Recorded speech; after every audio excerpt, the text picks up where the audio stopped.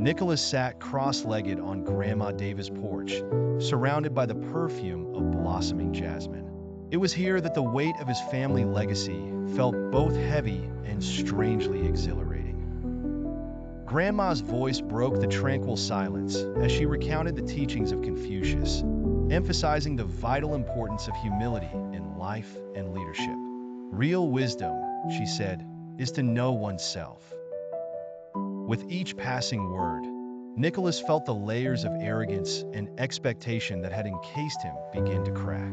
As he absorbed these lessons, Grandma introduced the concept of forgiveness, quoting Jesus Christ's profound insights on love. Forgiveness is an act of bravery, she emphasized. In her gentle way, she encouraged Nicholas to understand that forgiving others was essential for his own peace. However, despite these newfound lessons, Nicholas wrestled with an internal storm. Anger toward his family's arrogance simmered just beneath the surface, colliding with the ideals he was trying to embrace. Determined to confront these feelings, Nicholas returned to the Harrison estate, ready to share his journey with his parents. But as he spoke about humility and compassion, their responses sliced through the air. His mother scoffed, dismissing his transformation as weakness, embodying the very superficial values he sought to escape. This rejection stung deeply, causing echoes of frustration to reverberate within him. Yet, there was a flicker of understanding. His family's blindness was rooted in years of influence, not malice. And with this revelation, compassion began to reshape his heart. Seeking solace, Nicholas turned back to Grandma.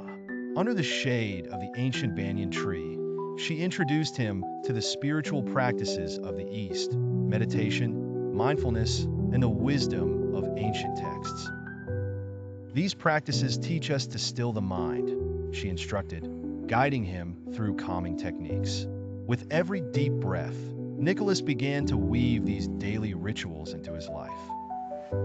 The stillness transformed his previously chaotic thoughts into a clear stream of inner peace, allowing his spirit to flourish.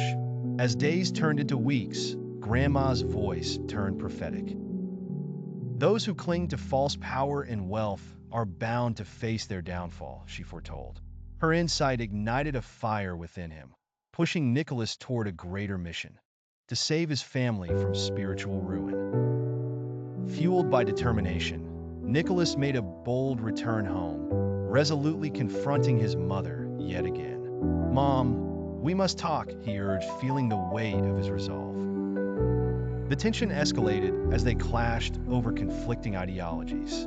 But in that heated exchange, Nicholas mustered the courage to extend forgiveness, not just for her sake, but for his own healing. "I forgive you," he declared, his voice steady. Despite the resistance from his family, who called him weak and naive, Nicholas found strength in his beliefs. Rather than shrinking under their disapproval, he began to gather others who felt the stirrings of spiritual awakening. His journey had caught fire, inspiring those around him, including Nora, who flourished in this new environment of kindness and wisdom. However, the road was not without its obstacles. As he pressed forward, Grandma's health declined, a poignant reminder of mortality and the spiritual journey. In her final days, she imparted invaluable lessons, a legacy of love and compassion that encapsulated a lifetime of wisdom. When the sun set on her earthly presence, Nicholas held her frail hand, promising to carry forth her light. With her death instilling a renewed sense of purpose, he embarked on a mission to transform the Harrison legacy. He founded a charitable initiative dedicated to spiritual growth and kindness, creating a sanctuary for those lost in the shadows of superficiality. The foundation gathered support, rippling through communities that yearned for connection and authenticity. As Nicholas emerged as a leader of this new vision, the glittering facade of the Harrison Empire began to crumble.